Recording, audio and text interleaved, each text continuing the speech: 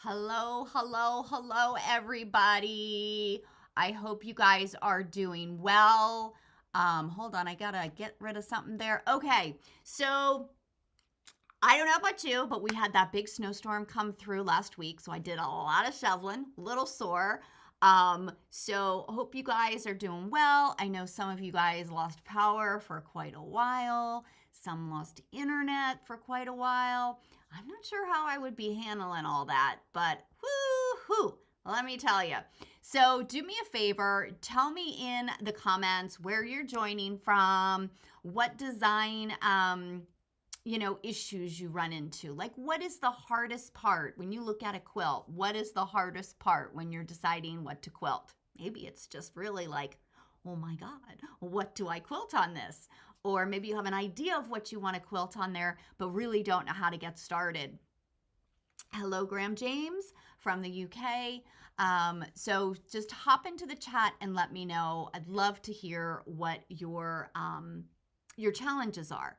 So one of the things you'll see in the corner, I have the Design Academy is now open for enrollment. You can use the QR code or you can go to my website, which is lisahka.com, to find out all the details. But it basically is an entire 10-week course on how to design the quilting for your top so that it is unique and fresh and different and unlike what anybody else is doing out there. So I do like to say that designing is like a muscle, right? We talk about like muscle memory as far as doing our feathers and all over designs. The more you draw it, the better you get at it. So design is very kind of similar, like you need to stretch your design muscle and you need to stretch it often in order to get better at it. So I know there's some people that are super prolific with their quilting and they make a ton of tops. And then I know a lot of people that, aren't so prolific and they take their time and they've got like this one special top and they want to make it great. And then they panic when it comes to the actual quilting part. So one of the things that I do suggest is if you see on Facebook or anywhere actually a quilt that you're like, wow, that was a really cool quilt, I want to make that sometime, I encourage you to save that photo, okay, on your computer, download it, print it out, and just play. How would you quilt it if you made it? You know what I mean? Would I use feathers? Would I use ferns or flowers? Am I going to add cross hatching? Is it something that's going to go on a wall and I want to put like a lot of background fill on it? All of these things. So the more quilts that you actually design for, right? Meaning like you don't have to actually make the quilt to design for it. Print them off. The more you do that, the easier it is going to become to look at quilts and come up with ideas. So I don't know about you, but I was a big stand and stare person when I first started quilting. Like I thought that the quilt was going to be like, hey, this is what you got to quilt on me. And no, my quilts never did that. So if you're one of those people that have the stand and stare method, again, it didn't work for me. Didn't work for me. So I'm going to show you a quilt and I'm just going to kind of talk through a little bit about what I see when I look at it, why I do what I do, and all of that. So I do think having a quilting plan before you load your quilt on the machine is a good thing, right? Or for those of you that are on a domestic or a sit down, same thing. Having a quilting plan before you go into it allows you to make adjustments as you go. Like there's plenty of times when I am actually, this was before I started doing a quilting plan, I would be quilting along thinking, this is great, this is great. And then all of a sudden my brain is like, oh, this would have looked really, really good. But I'm already partway through and I'm not going to rip out. So it really does allow you to make those adjustments. Those thoughts come to you as you're drawing it on paper. So I just want to come over. Karen, main question for how to quilt it is who is it for and how are they going to use it? 100%, Karen, 100%. You don't want to quilt something to death if you want somebody to snuggle up under it, right? That's not gonna be very like cuddly and warm and all that. So definitely thinking about who it's going to and what they're going to use it for. Janet says, I usually have so many things in my head that I want to do that I do nothing. So it's like analysis paralysis, right? You're analyzing, you're like, oh my God, I could do this, I could do this, I could do this. So Janet, one of the things that you can do is you can draw out each of those things that you're thinking about and figure out which one you actually like better before you actually do it on the quilt. So I'm going to switch my view, I'm going to cross my fingers, and I'm going to hope that the tech is actually working, the way it's supposed to work, and we'll kind of go through. Please, if you guys have any questions, drop them in the comments. I will go through them after this and answer any questions that you might have. All right, so yay, the tech is working. So if we have this particular quilt, it's a smaller quilt. We're gonna say this time around, we're gonna say it's a baby quilt, right? But you want it to be special, you want it to be unique, right? So a couple of things, like I am a feather girl. I love feathers on everything. So I'm looking in this center area and I'm like, wow, that would be the perfect area to put feathers. Give me a thumbs up if you're like, yeah, that's kind of a great spot to put it. So initially, my thought is, okay, a feathered wreath would look really, really cool in there. And it would look really, really cool in there. The problem with that is since that's the first thing that comes to my mind, I think that's the first thing that's going to come to everybody's mind. And I want it to be different. I want it to be unique, right? So I take a picture, I gather my templates, and there's a couple different things. I use my quilting templates to actually draw with. Okay, so even though you're not drawing to size, it's not a big deal. You make adjustments when you go over to the quilt. So again, if I use the Pro Circle 3 on this, I know I'm not going to be using it on the quilt, right? It's going to have to be something bigger. The other thing that I actually love and I use quite a bit is this template. You can find it at Staples in their drafting area. You can find them online. Amazon has them, but I tend to use the curves in here quite a bit. And sometimes I actually use the little circles as well. So let's look at this, right? So if we did a circular wreath in here, you've got these funny areas here. So do you pull out the plumes into there? Do you stop them here? Do you just do a wreath and do something else out here? Those are all things that you can do, okay? But you can also break up this area a little bit. So I'm just gonna come in and break it up a little bit. And I'm gonna try not to get my big head in the way of my overhead camera.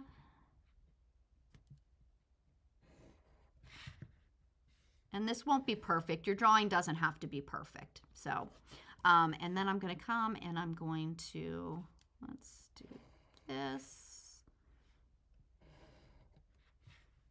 So I've now broken that up. I still want to put feathers in here, right? So now what I'm looking at is I'm probably going to come in and I'm going to echo this area here, just to make sure that I don't lose those lines and that it stands out. And again, I'm not echoing perfectly because it doesn't have to be. I'm just getting an idea of what's going on. All right, so now putting feathers. We can put feathers in here. We could put feathers out here. So my initial thing right now is I'm thinking I'm going to put feathers out here. So instead of trying to fit feathers going around this circle and pulling them all the way out into this shape here, I'm going to actually insert a little teardrop here and I'm gonna pull the feathers this way, and it's easier to pull them this way. And then I'm gonna do the same thing over here.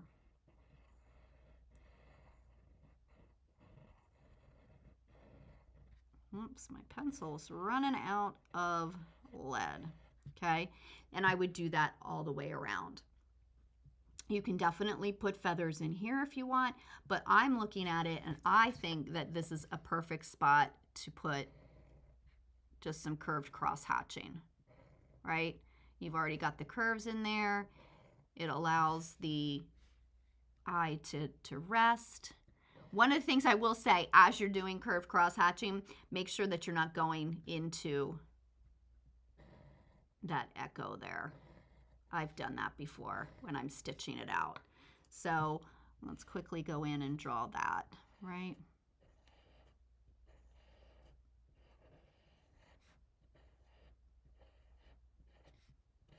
So that you can see how it all would look. So think outside of the box with your feathers and when you're designing for different areas. You don't have to do the first thing that comes to your mind, right? So as you're drawing, you get different ideas, and that's the beauty of it. It just kind of sparks that creativity. So I know that I love the way this center is looking. Let me just finish this up.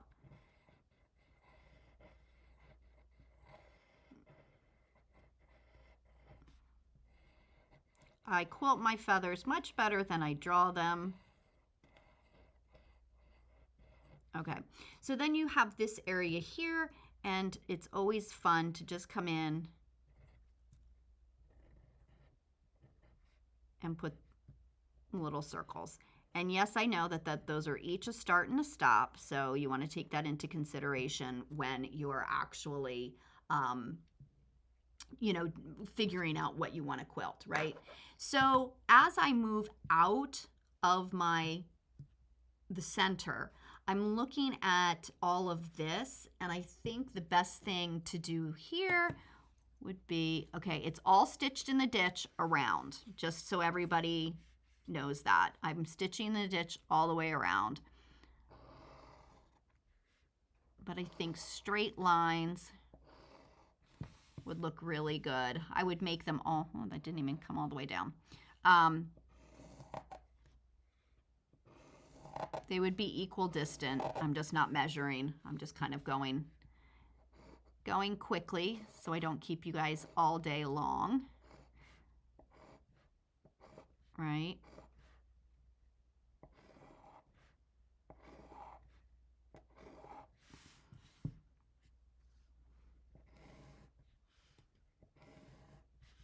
So something like that all the way around the quilt, right?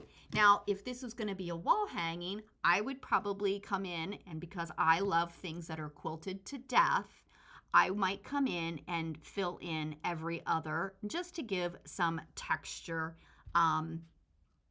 in that area. But I love how that looks.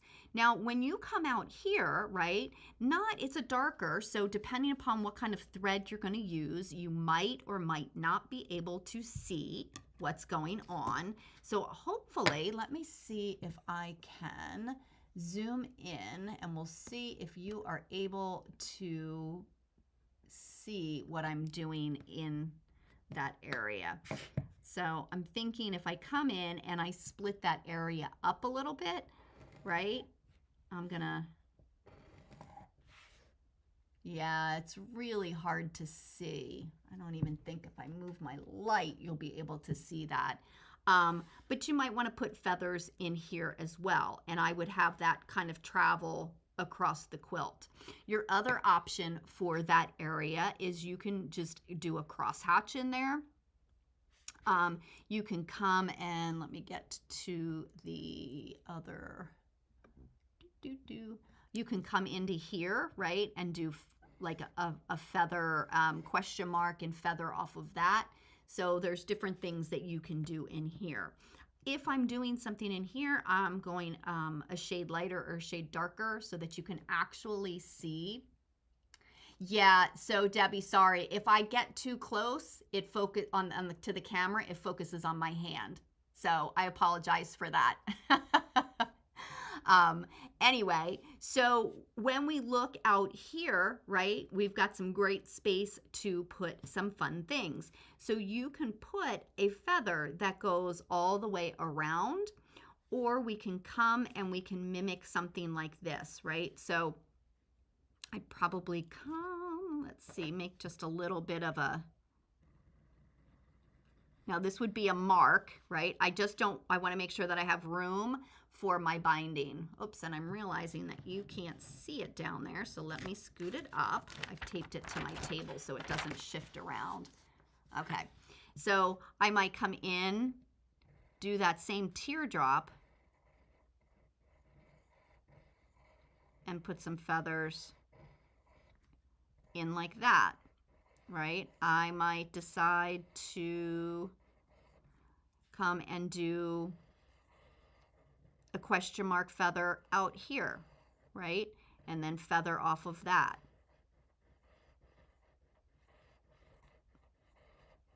So just remember, like you have different options, and I'm ignoring my binding here just so I can finish it, but I would make my question mark a little bit smaller.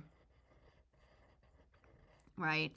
And then continue and do that in both of those places. And then maybe here you can do something that comes out like this.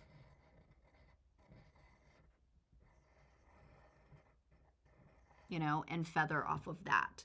So when you're designing, again, as Karen said, she was spot on. As far as you need to know what the quilt is going to be used for, or what the intended use of the recipient is going to be, because you definitely don't want to quilt something to death if you are giving it to as a gift that people are going to want to cuddle up under. So just something to think about. So if you guys don't have any questions, that's all I really had for you today. I know Jeannie's been in the academy. I believe Debbie, you're in the academy. So it's a 10-week course that goes step by step, breaking down the design process to make it super simple. The lessons are pre-recorded so that you can watch them at any time. It's convenient for you. So if you're a night owl, which I'm definitely not, so I'm not up at 12 midnight watching stuff on on YouTube and stuff like that. But if you are, then you can watch and learn when it's convenient for you. We do have Zooms every week for question and answer. Those are really fun to get to know your fellow classmates. We have a private Facebook community where you can get all your questions answered. And the best thing about the academy is that everything is lifetime. So you have lifetime access. Any updates that I do, you get those updates as well. I just did one before I launched this one. So there were some updates I wanted to do. Again, the Zooms, past students can join the new students in the Zooms, check out what everybody's doing. And the Facebook page is also free for life. So it's just a great place to get to know everybody, and we have a lot of fun. So if you're thinking about it, if you're on the fence, if you have any questions, please don't hesitate to reach out to me. Let's see, I think, did you finish quilting your black quilt? No, Pauline, you can see the black quilt over there, but I did add binding to my butterfly quilt, so I got to hand stitch that down. I'm probably doing that today. So yeah, thank you for checking in on me. I definitely, I need somebody to hold me accountable. So Jeannie was in the academy. Thank you, Jeannie. I so appreciate that you loved it. I loved having you in it. I loved meeting you. I adore you. So Marlene asks if the Academy moved to a new platform. It did move to a new platform, Marlene. You should have gotten all of the information a while ago. If you didn't, please reach out to me. I can send you the new link. It was hosted on Teachable. I was experiencing a lot of issues with Teachable as far as people getting on and all of that. And I thought, why not move it to where my membership is so that you guys are able to toggle back and forth between membership stuff and academy stuff. And actually, now all of my classes are on the same platform. So you literally can toggle in between all from the one site. It is separate than my lisahkaye.com. It is a separate site. So I just now I just have those two sites and not that third Teachable site. So I'm super excited about that. So Marlene, again, if you didn't get that email, the welcome email, let me know. I will resend that. Oh, Debbie, thank you so much. Thank you so much. Debbie says she loved the Academy and I was so glad I spent the money and the time. So awesome. Thank you. I appreciate that. So again, if you guys have any questions, we are only accepting students till Friday at midnight, I think it is. Friday midnight. So you have a little bit of time left, but not that much. So hop on over and check it out. So I'm going to say goodbye. I'm going to go bind my butterfly quilt and maybe stop procrastinating on my black quilt. So you guys have an amazing day, and I will see you all next Monday. So next Monday, just so you know, is going to be the last one because the 2 weeks after that, I'm on vacation. So I'll be in Florida soaking up some sun and playing some golf. So just wanted to throw that out there. There won't be, next week will be the last one until towards the end of February. So all right, you guys have an amazing day, and I'll see you all next week. Bye.